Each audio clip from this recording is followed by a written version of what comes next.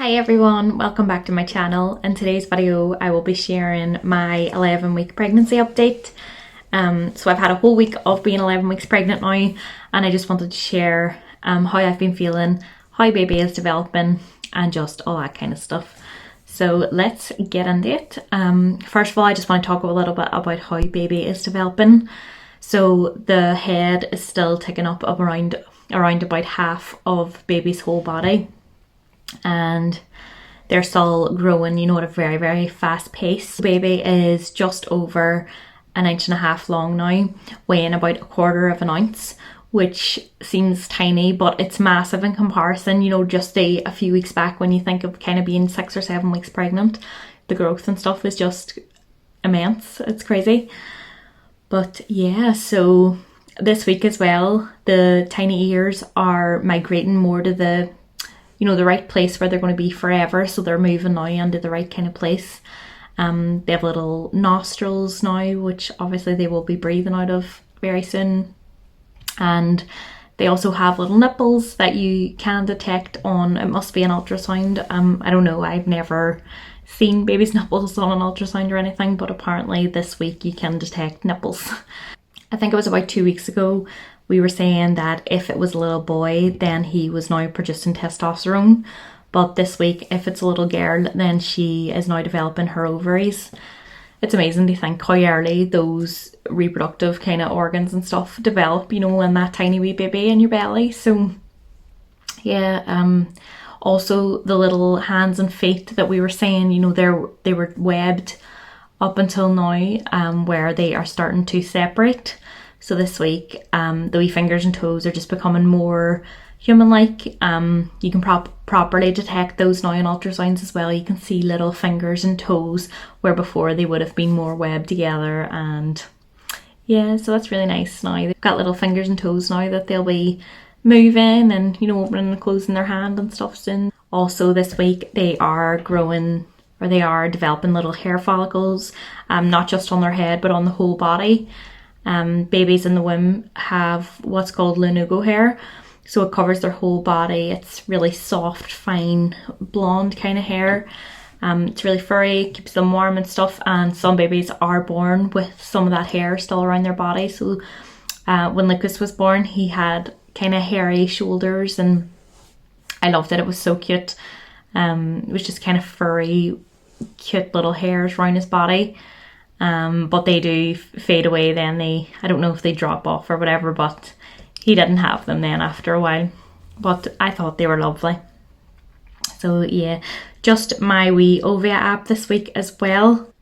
So baby is the size of a bee hummingbird, which is lovely. So that's a wee tiny hummingbird that is the size of a bee. Really, really nice. And as I said before, you can change the theme, so you can pick fruit and vegetables. So this week would be a little Brussels sprout, which is cute as well. And this week as well, the little hands and feet are bigger. And it's crazy to think that if that wee baby was to, reach out their hand or foot onto your phone, that is exactly the size that it would be this week. So that's really nice too as well, to think like my wee baby's hand is that size, and you can just imagine, what it's like in your hand and all that. This week I have been feeling pretty good. I've been sleeping a wee bit better than I have been, so I've been finding it easier to get up in the mornings and stuff with Lucas. So that's really, really good. I haven't really been feeling sick a lot, although I am still struggling with wanting food. I don't really have an appetite or anything. I can feel really hungry, but if we're talking about, what we're going to have for dinner and stuff, a lot of foods, they're just unappealing to me. It kind of takes a while to go through, a list of things that we have before finding something that I want. So it's a wee bit awkward sometimes, because there's only so much you have in your fridge and freezer. But other than that, I have been feeling pretty good. I've been feeling a little bit more energetic. I haven't been going for naps at all this week. Still going to bed kind of early. 1 or 2 nights this week I stayed up a bit later and we watched films and stuff, so that was really nice having that time with Luke, at night time. We don't do that very often, so it was nice just sitting together watching a little film. Obviously my ultrasound is coming up now this week. On Monday I will have my first ultrasound, which is so exciting. I can't believe that I'll be 12 weeks pregnant and the first trimester is almost done. There's been so much confusion this week as well regarding visiting restrictions in our local hospital. They've been changing, almost daily, and there's just so much conflicting information being spread online, and people sharing their opinions and stuff, and people sharing things that they've heard from their midwives or stuff like that, and it's just been so confusing. So we went from the start of last week, or a few weeks ago actually, thinking that there was no way Luke was going to be able to come with me, to the scan. We were just thinking, no, there's no way. There's no way restrictions will be eased, that much. So we just kind of have to deal with it. And we did plan to book a private scan where we could both go, so that we could both be there seeing the baby for the first time. So then just over a week ago, we heard that visiting restrictions were easing and that partners were now going to be able to attend both the Dayton scan and the anomaly scan, which was amazing. We got so excited.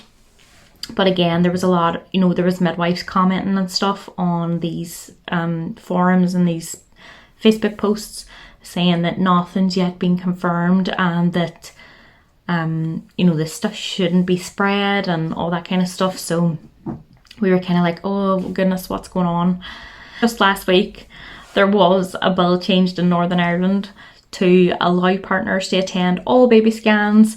It was seen as, very important time for both parents, and that it's been causing a lot of anxieties and stuff for pregnant women going to these appointments themselves. So the Health Minister in Northern Ireland did pass a bill that would allow the birth partners to attend the baby scans. So of course we got so excited again. But again, I was reading all these comments of people saying, the local hospitals are yet to comment on this and that nothing has actually been set in stone or written down and all this kind of stuff. So we were trying so hard not to get our hopes up. Then we actually saw, the bill, the PDF of the bill, and read through it, and it was looking like Luke could come. So that was amazing. We were fully prepared. We went out and got face masks. It's a requirement, if they attend appointments. You have to be wearing a face covering the whole time. So yeah, we went and got face masks today. And then I actually received a call from a private number today while we were out in the car. We had just picked up the masks and we were on our way home, and I answered the call, and it was a midwife from the hospital. She was just basically confirming the appointment details for Monday, and just confirming that I had no symptoms of COVID and all that kind of stuff.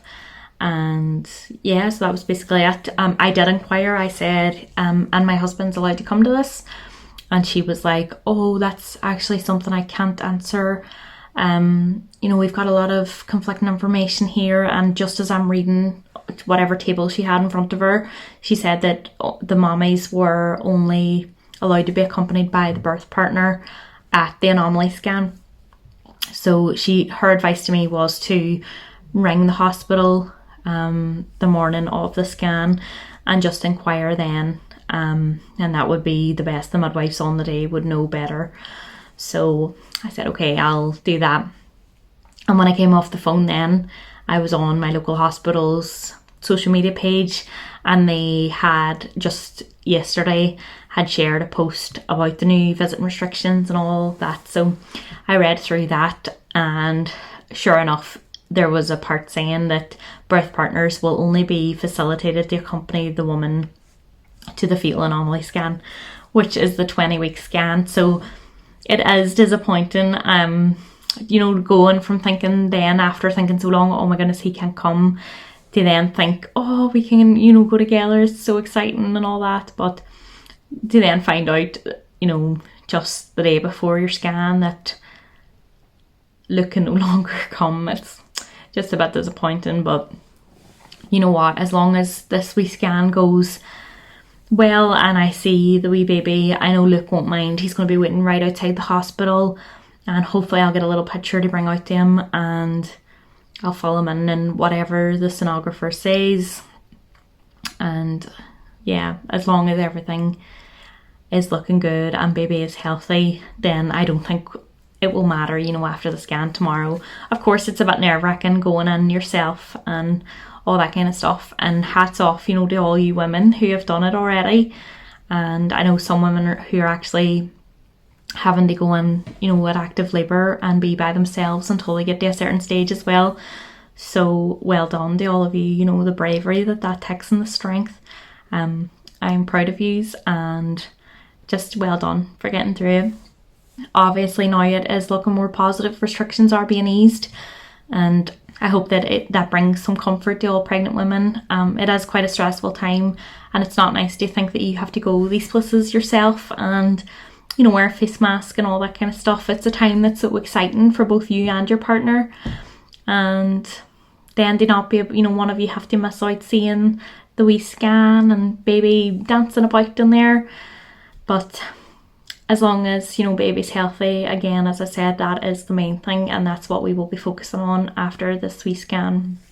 So yeah, so overall, yeah, this week has been pretty positive. There's been some stressing about the scan coming up, but as I said, I just can't believe that I'll be 12 weeks pregnant. I can't believe the first trimester is coming to an end. Oh my goodness. And to be able to say, you know, I'm 12 weeks pregnant is amazing. Just wow. So I will show you a wee tummy shot now. I do kind of think, you know, I'm getting something down the bottom of my tummy. When I wake up in the morning and stuff, I can definitely feel a little bump forming, and so it's just really nice as well. It kind of gives you some comfort that everything's going well. And so obviously just the next step now is seeing this wee scan and seeing baby, and if Luke doesn't get in, then filling him in after as well. So I of course will fill everybody in on the ultrasound scan next week. So yeah, I will show you my tummy now, and yeah.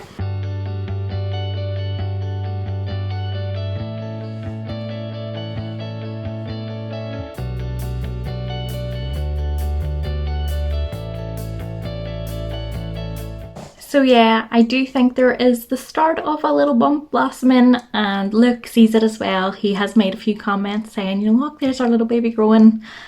And yeah, so I hope you've all enjoyed this wee video. I'll be back again next week to discuss being 12 weeks pregnant, and obviously talk about the ultrasound scan, that long awaited scan to finally see your wee baby.